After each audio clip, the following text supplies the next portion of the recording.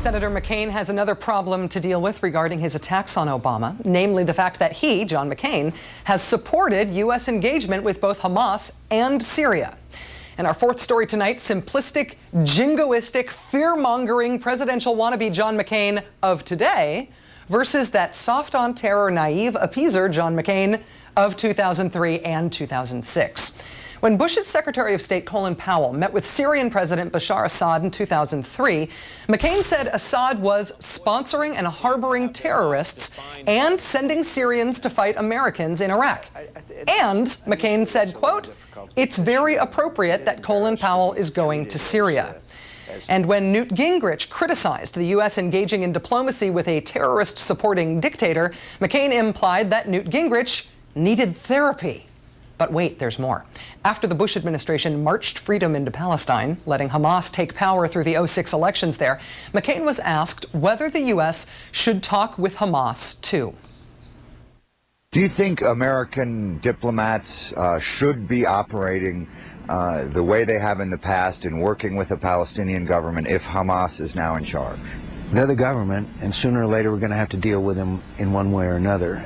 And I understand why this administration and previous administrations had such antipathy towards Hamas is because of their dedication to violence and the things they not only espouse but practice.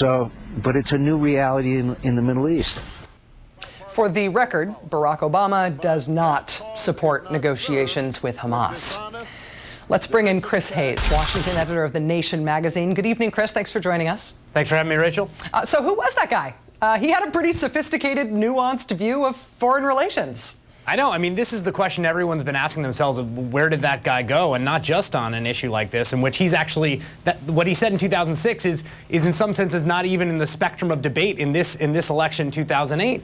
And it's not just on that issue, it's on almost every issue, from opposing the Bush tax cuts to calling Pat Robertson and Jerry Falwell agents of intolerance before embracing them. There's a whole kind of greatest hits album you could put together of moments of sensibility from John McCain that he's just thrown off the boat as he's rowing as fast as he can into the arms of the right-wing sector of the Republican Party. Well, Chris, which do you think that McCain is at greater risk of here? The perception that he is a flip-flopper, that he has changed his positions back and forth over time?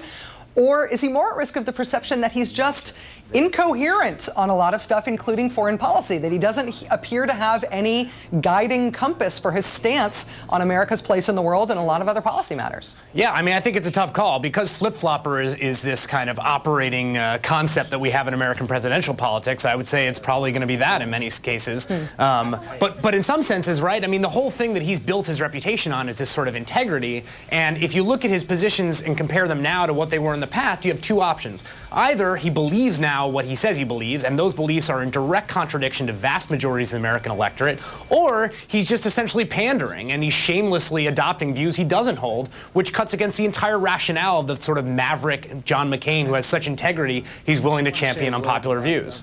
My sense is that there was a time when the unilateral go it alone, with us or against us, Bush v. World stance was actually politically advantageous to Republicans for a while. I don't think that's true anymore, particularly after the GOP got their clock cleaned in 2006. Richard Wolff was talking about this a little earlier in the show. Is McCain, do you think, emulating a Bush image that's time has passed? Or could this sort of stance on this appeasement issue, on this don't talk to anybody issue, is this still something that could have some political potency for the GOP this year? You know, I think there's vestigial potency, and I would never sort of underestimate the power of fear in any kind of political campaign. But what we're seeing in the last few days, which is really remarkable, are the diminished returns of that. In fact, we're seeing McCain play defense on foreign policy. He was so panicked about the 100 years comment that he had to rush himself out and actually reduce that by 95% and say, oh, we're going to get out in 5 years. I mean, if we give him a little more time, maybe he'll be down to 3 months. You know, the point is that we haven't seen this in the last 8 years. We haven't seen Republicans running away from this sort of cowboy image because they've found it so politically beneficial to don that mantle. And I think we're beginning to see a sea change in the electorate right now. Chris Hayes, Washington editor of The Nation magazine. Thanks for your time tonight. I appreciate it. Thanks a lot, Rachel. Still ahead? No, this is not the latest tool to torture prisoners at Guantanamo or Abu Ghraib. It is a supportive device. And a new look on what really went down between Bill O'Reilly and his producer on Inside Edition. Those stories ahead. But first, the headlines breaking in the administration's 50 running scandals. As Keith would say, much better than I can, bushed. Number 3. Mercenary Justice Gate. The Justice Department had a team in Baghdad this week investigating the killing of an Iraqi guard there by a Blackwater contractor. And while the finding that we may have jurisdiction to bring charges in this case comes as good news, it also comes a little late. The shooting occurred on Christmas Eve, 2006. What's that they always say about justice delayed? Number 2, view the scenery while you can gate. The Bush Environmental, quote, Protection Agency is finalizing rule changes that would make it easier to build new power plants near places like the Great Smoky Mountains National Park, where visibility is already down to 15 miles from 75 because of pollution. Opposition coming not just from environmental groups. The rank and file of both the National Park Service and the EPA itself opposed the new rules, predicting, quote, significant degradation of air quality at our national parks.